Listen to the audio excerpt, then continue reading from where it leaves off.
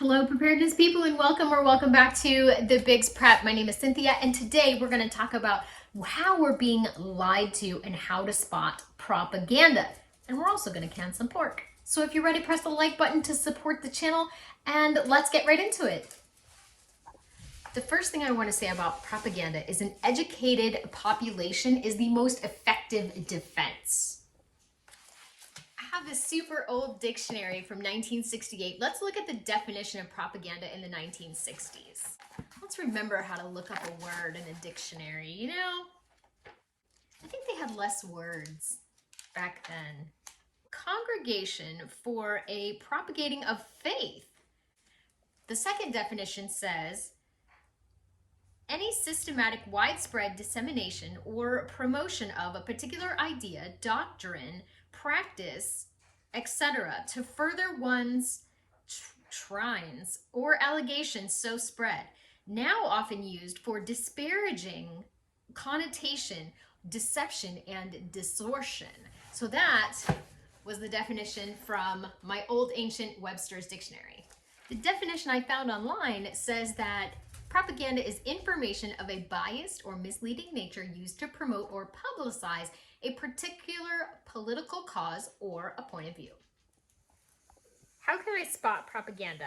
Well, propaganda is really the introduction of a concept that may not make sense to you with an overwhelming media presence and just a matter of social buzz throughout a population that encourages the radical acceptance of a new idea. And we've all kind of seen that in the last few years, especially as they've ramped up propaganda for different sort of medical treatments. We'll just leave it at that.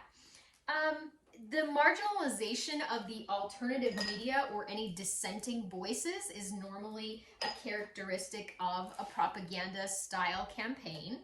Then the persecution of independent journalists, which, we've seen plenty of independent journalists, even on this platform, be trounced out by the powers that be when you don't fit a particular narrative. So then there's economic discrimination against people who have a voice that is different than the message that you're being sent with the propaganda.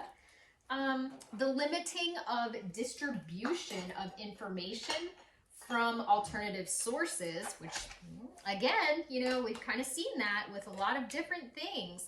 The censorship of journalism or even self-censorship in fear of being, blacklisted or have your credentials taken away. That's a very serious thing for a lot of people who could tell the truth about something, but they don't dare to because there are repercussions. Social ostracization, which, being shunned in society is a huge problem for some of us in the truther community because they think we're wackadoo. There we go. Everybody's all tucked in and ready to can. There was a few chunks left over. I'm going to eat those for my breakfast. That looks pretty yummy. Open. Next up, constant reinforcement of a particular message, specific phrasing, and black and white thinking. You're going to want to try to look out for that. There's going to be hate speech. Maybe there'll be labels put on people that aren't, following the particular narrative. Celebrity influencers and those like, celebrity type people, the fancy people in the world are going to come out onto all the media platforms on different talk shows, the news, little morning shows and all that, pushing the agenda because that's part of their contract for fame. And then they're going to encourage you to think in a certain way. Buzzwords will be created on multiple platforms until they just become a part of our language. Let's talk for a second about demoralization or lowering of the opponent. We've seen this pretty much in every war we've ever gone through, is that the other side, those people of that culture are less than us or different, lowered, evil. Those kind of words are often thrown around when talking about the opponent.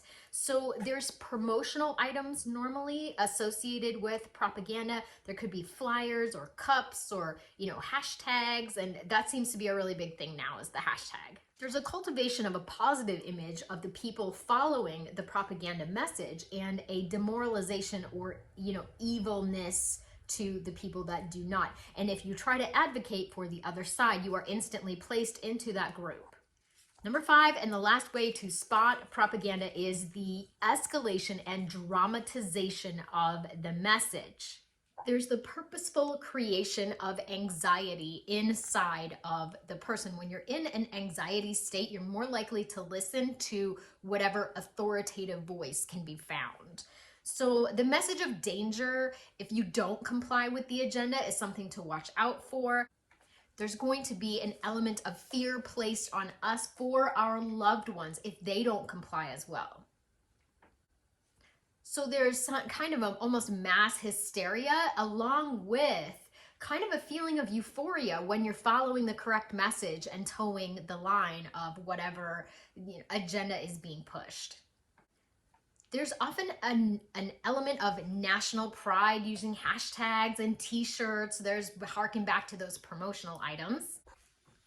What's some propaganda that you have seen in the past? I know that during wars and conflicts and things like that, we've seen propaganda come through the United States before. Tell me an example that you've seen, maybe outside the United States. Those in power are going to use any platform they can find to promote that sense of urgency for you to comply immediately. There could be a message that the economic and political system of the country in question or the group in question is under a tremendous amount of pressure from an unknown or known source coming from outside of the group that is threatening to break up whatever's going on.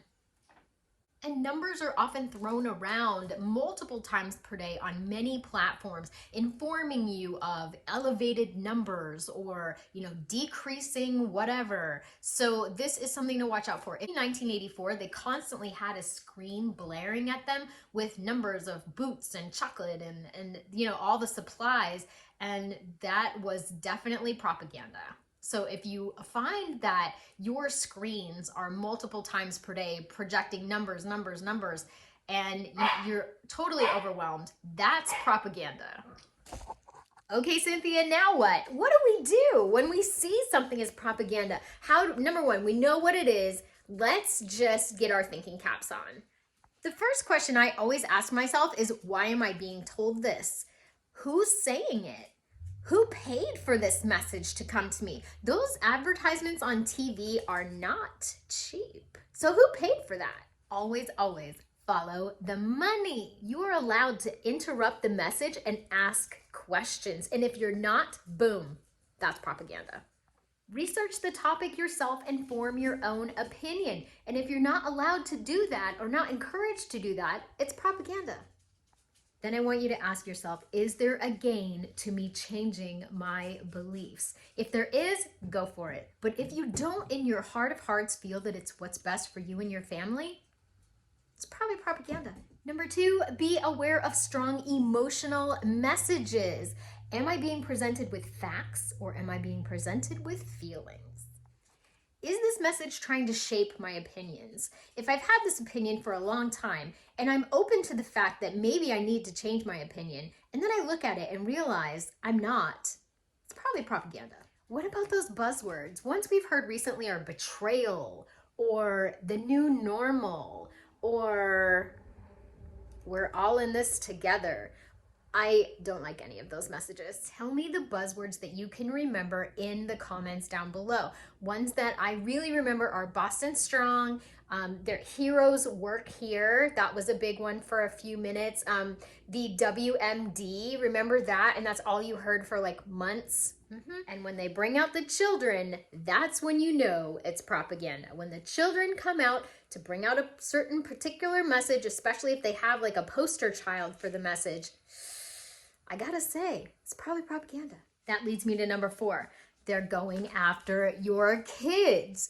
Young people spend a significant amount of their time online. That's where they get their news, their information, and that's where they form their opinions. And oftentimes parents are not as vigilant as they could be about online activities of their children.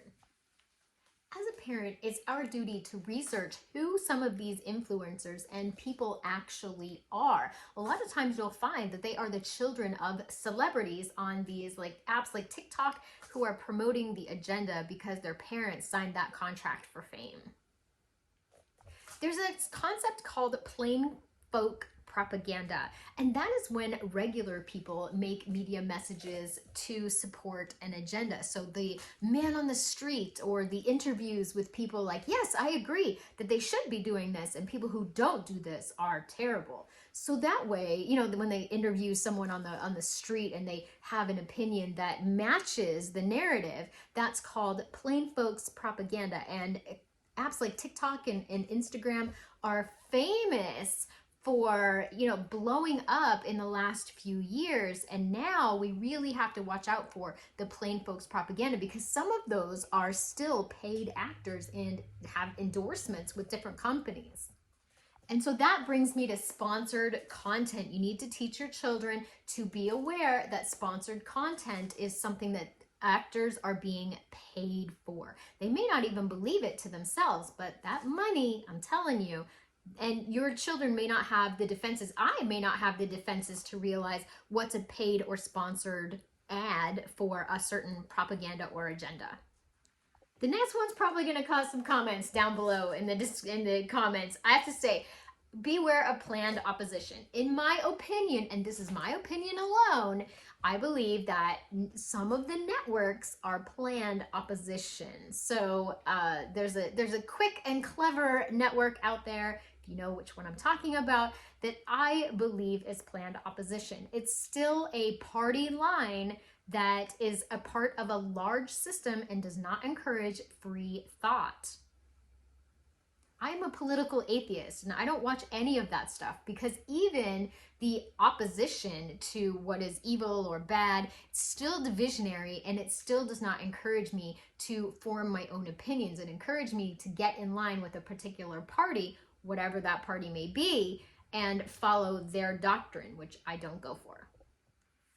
Planned opposition is still planned. So remember that you may have a saboteur or someone who comes out as against the system, or, you know, does a podcast or something like that. Remember, those people still have to make money too, and they still have to toe a certain line, otherwise they'll be shut down.